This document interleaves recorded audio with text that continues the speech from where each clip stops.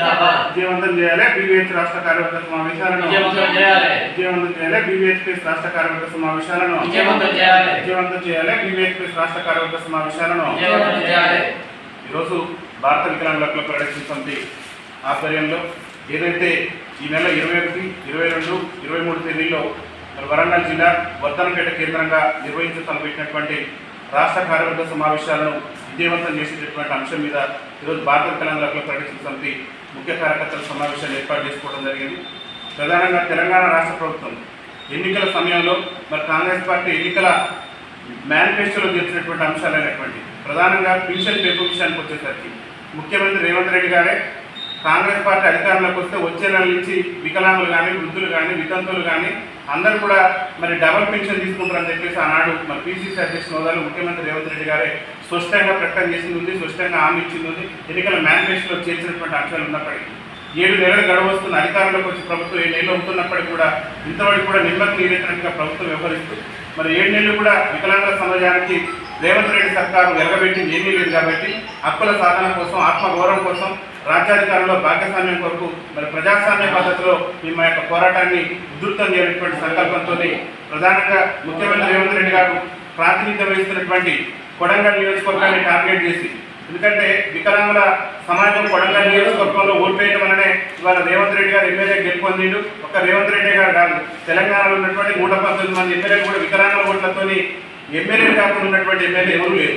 వికలాంగుల సమాజం కేవలం రాజకీయ పార్టీలు ఓట్ బ్యాంక్ రాజకీయాలకు వాడుకుంటూ వికలాంగుల సమస్యల మీద చట్టసభలలో చర్చించట్లేదు. కాబట్టి మా యొక్క బాధను, మా యొక్క వేదనను, మేము పడుతున్నటువంటి కష్టాలు ప్రభుత్వాలకు తెలియాలి, పార్టీలకు తెలియటువంటి సంకల్పంతో ఈ నెల 21, 22, 23 తేదీలో వరంగల్ జిల్లా కేంద్రంగా రాష్ట్ర కార్యవర్గ సమావేశాలు నిర్వహించుకుంటున్నాం.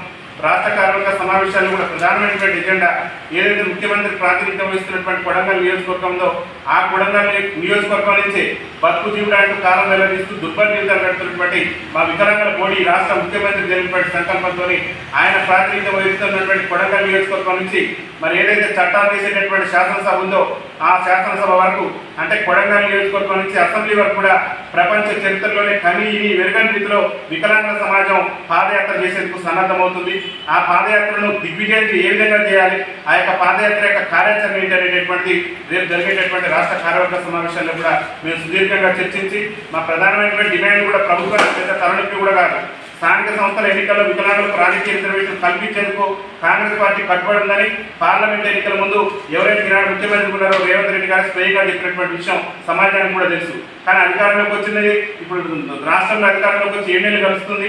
పార్లమెంట్ ఎన్నికలు కూడా వికలాంగుల సమాజం మద్దతు కోరి 8 పార్లమెంట్ స్థానాల్లో విజయం సాధించారు. కానీ వికలాంగుల సమాజానికి స్థానిక సంస్థల్లో రిజర్వేషన్ కల్పించే అంశం మీద అసెంబ్లీ ప్రత్యేక సమావేశం పరచడం కానీ రిజర్వేషన్ కల్పించేందుకు ఒక కార్యాచరణ కూడా ప్రభుత్వం తీసుకోకపోవడం పట్ల మేము విచారం వ్యక్తం చేస్తూ ఖచ్చితంగా రాబోయే పంచాయతీ ఎన్నికలను కాదు, పంచాయతీ నుంచి మొదలు పెడితే పార్లమెంట్ వరకు కూడా మాకు రాజ్యాధికారంలో భాగస్వామ్యం కల్పించాలని చెప్పేసి శాంతియుత మార్గంలో ప్రజాస్వామ్య పద్ధతిలో మేము పోరాటాలు చేస్తుంటే మా యొక్క పోరాటాలను పోలీసు నిర్బంధాలతోని, అక్రమ అరెస్టులతోని, అక్రమ నిర్బంధాలతోని ప్రభుత్వం అణచివేయాలని చూస్తుంది.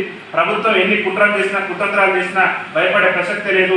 శాంతియుత మార్గంలోనూ కొడంగల్ నియోజకవర్గం నుంచి అసెంబ్లీ వరకు ఎన్ని ఆటంకాలు సృష్టించినా, ఎన్ని ఇబ్బందులు సృష్టించినా ప్రపంచ చరిత్రలోనే కనీవిని ఎరగని రీతిలో మా యొక్క పాదయాత్ర కూడా ఉండబోతుందని చెప్పేసి ఈ సందర్భంగా తెలియజేస్తూ, ముఖ్యమంత్రి గారికి వికలాంగుల సమాజం మీద చిత్తశుద్ధి ఉంటే, నిజంగా ముఖ్యమంత్రి గారు వికలాంగుల సమాజం గురించి ఆలోచన చేసే వ్యక్తి అయితే ఆయనకు ఒకటే మేము చెప్పేది కూడా, డిమాండ్ చేసేది కూడా మా పట్ల చిత్తశుద్ధి ఉంటే ఏదైతే మీరు ఎన్నికల మేనిఫెస్టోలో చెప్పిన ప్రకారం వికలాంగుల పెన్షన్ని 4016 నుంచి తక్షణమే 6016 రూపాయలు పెంచాలి.